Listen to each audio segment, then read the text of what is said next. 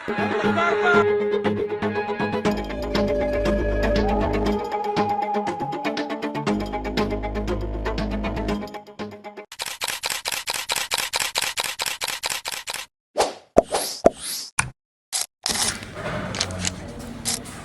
melihat berita yang ditampilkan sebelumnya, kita dapat melihat bahwa isu LGBT masih menjadi salah satu topik yang sering diperbincangkan di masyarakat.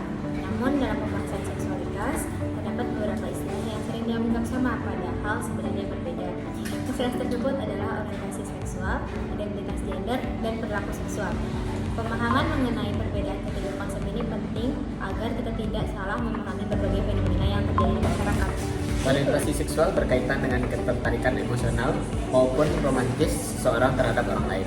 Sementara itu, identitas gender berkaitan dengan bagaimana seseorang memandang dan mengidentifikasi dirinya masing-masing. Adapun perilaku seksual berkaitan dengan tindakan atau perilaku yang dilakukan oleh seseorang terkait dengan gairah seksualnya. Ketiga istilah ini seringkali disamakan oleh masyarakat, padahal memiliki pengertian dan makna yang berbeda-beda. Oleh karena itu, memahami perbedaan tersebut menjadi langkah awal sebelum membahas bentuk-bentuk perilaku sosial yang dianggap bermasalah. Dalam kajian psikologi dan kesehatan mental, terdapat beberapa bentuk perilaku seksual yang dianggap bermasalah dan dapat merugikan diri sendiri maupun orang lain. Salah satunya adalah voyeurisme. Voyeurisme merupakan perilaku memperoleh kepuasan dengan mengamati orang lain secara diam-diam tanpa izin.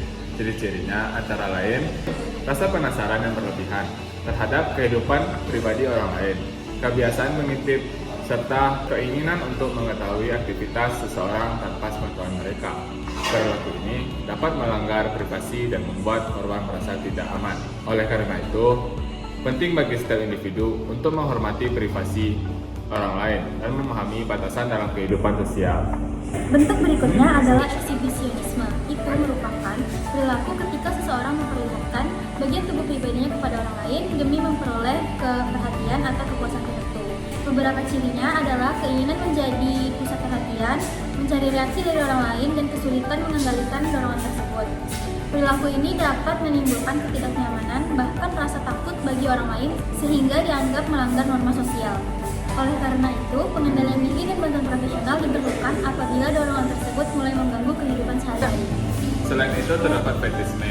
Fetisme adalah ketertarikan yang sangat kuat terhadap benda tertentu, dan benda tersebut menjadi puas ketertarikan seseorang.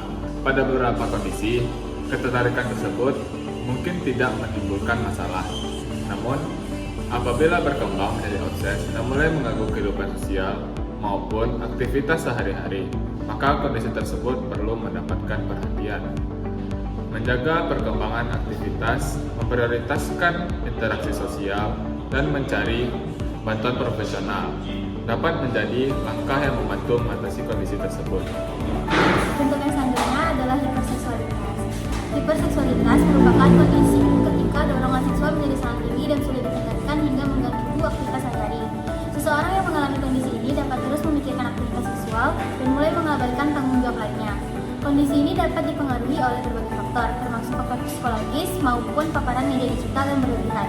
Oleh karena itu, pola hidup sehat, pengendalian diri, dan bantuan profesional dapat membantu seseorang mengelola kondisi tersebut dengan lebih baik. Berbagai faktor dapat mempengaruhi munculnya perilaku seksual yang bermasalah. Faktor-faktor tersebut antara lain trauma masa kecil, pengalaman hidup tertentu, lingkungan sosial yang kurang sehat, gangguan psikologis, serta paparan konten seksual yang berlebihan melalui media digital. Namun, setiap individu memiliki latar belakang yang berbeda, sehingga penyebabnya tidak dapat disamaratakan.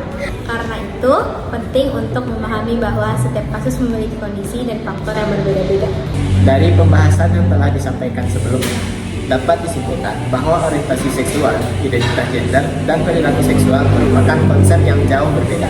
Memahami perbedaan tersebut sangat penting agar kita dapat melihat berbagai fenomena yang berkembang di masyarakat secara lebih objektif dan berdasarkan informasi yang tepat.